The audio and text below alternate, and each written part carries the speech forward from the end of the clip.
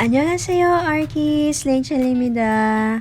Good morning. Today is August 23, Tuesday, and I am going to the convenience store to find some ingredients for my recipe today. So I will be making bingsu, a summer dessert in Korea. So I hope that I will find all these ingredients. Kaja!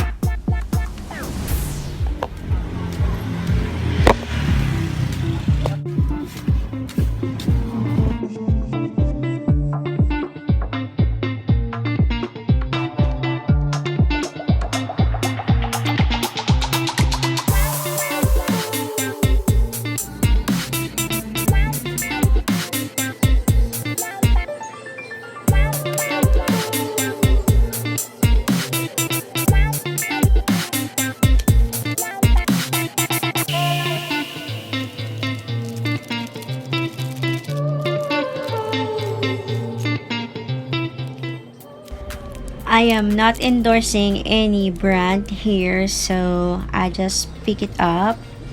But if you are generous and you want me to endorse your brand, don't hesitate to contact me.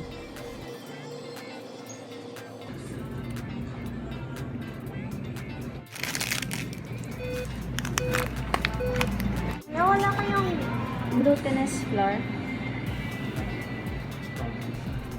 These are all the ingredients that I bought from the convenience store. I am heading to another store, a Korean mini store in our neighborhood. So I will check if there is some ingredients that I need. It is closed, so I need to make a doorbell.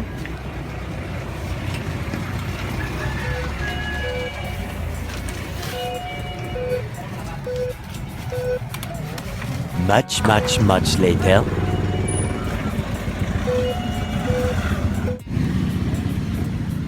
So nobody is answering the door, so I decided to move forward and find another store. So this time I am going to ask for the sweet red bean. Ha? Ano na lang? Red beans. Wala, te? I cannot find the other ingredients, so I guess I will just use whatever I have. For the ice milk, we'll have the fresh milk, of course.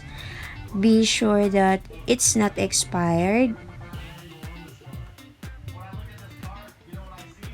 And then we'll have the condensed milk, measuring spoon, and of course Ziploc.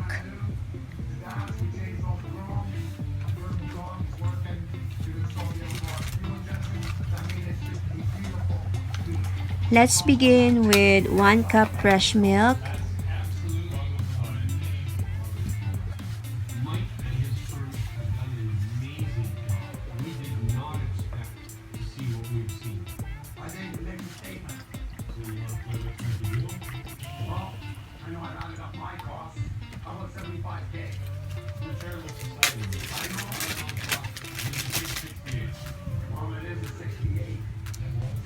Put the fresh milk inside the Ziploc.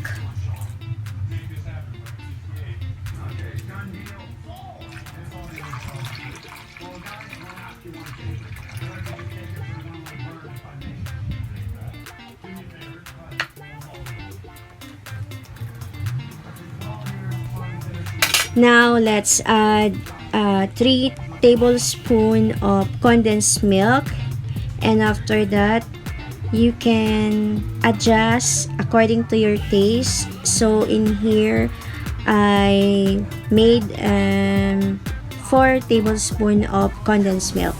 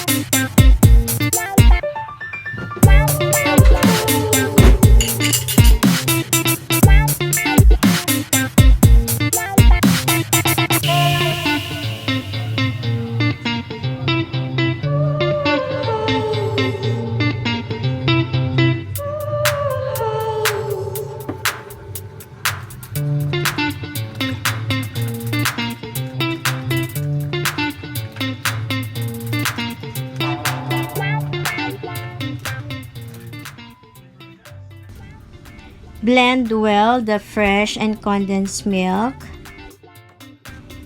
Remove the air from the plastic and sieve it well.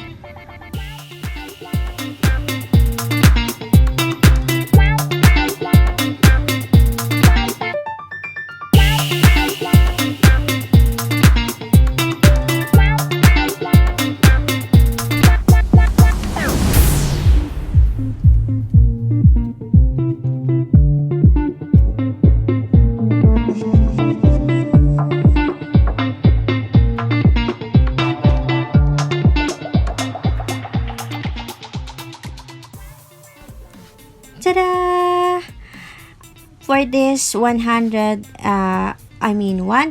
ml of fresh milk, I made 4 of this small Ziploc. So for this one, you have to freeze the ice milk for about 6 hours. It is 1:30 p.m. right now, so it will be ready by dinner time. So, I'll see you later.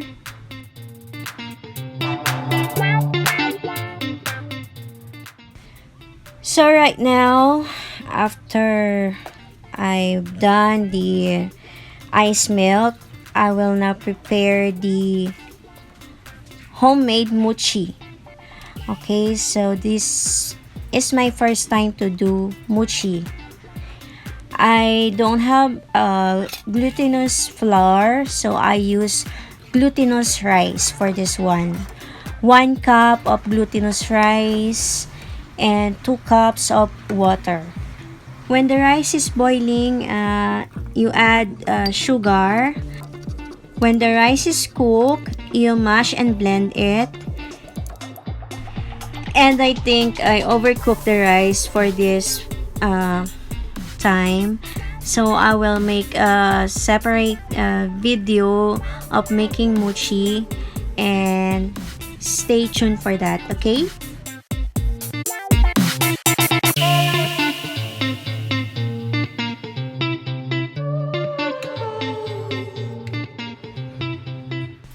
So for here, you will see the glutinous rice, mash and unmash, so you can see the difference. However, it's still overcooked. Poor me. There's always a first time, right? So I will do better next time. So now I will put my glutinous rice over my cornstarch so that it will not stick to my hands, but it did because I overcooked the rice.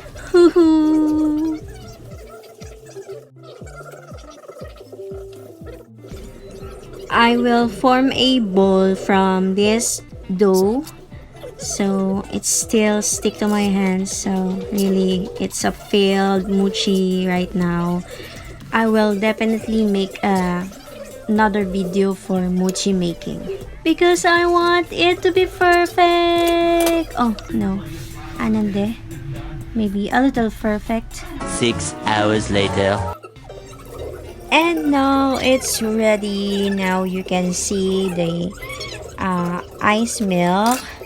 So careful, careful, careful.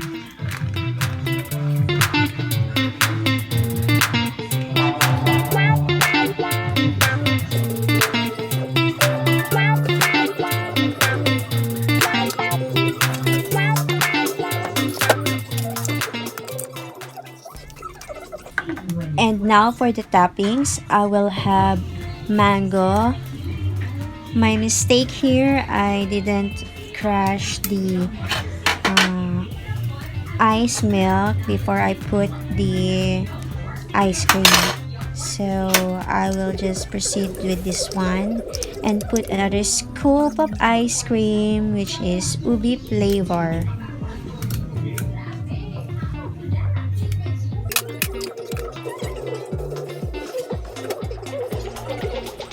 And of course, don't forget my homemade mochi. So this is really a fail mochi. It's still sticky. I cannot hold it by my hands. So as you can see, that I am having a hard time here, but it's okay. It is part of the process, right?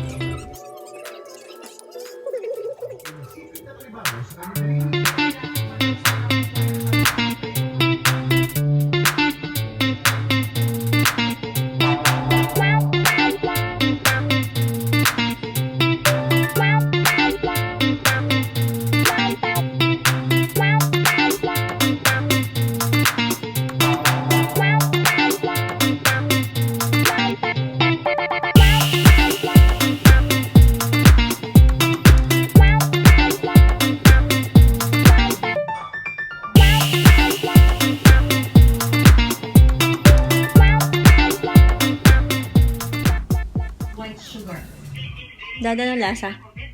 Sarap.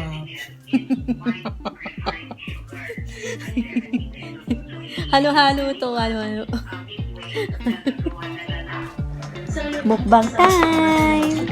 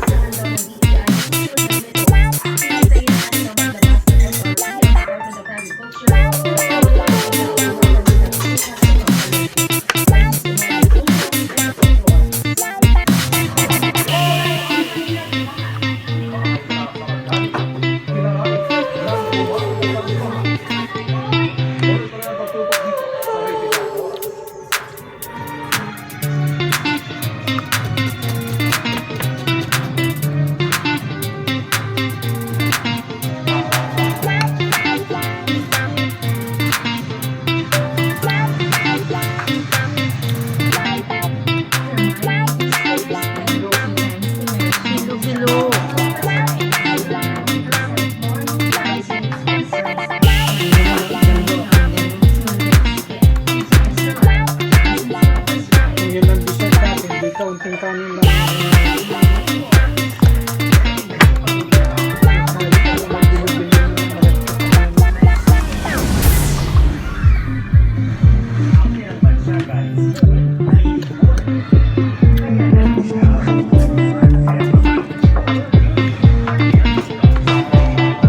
Tama na yung tamis.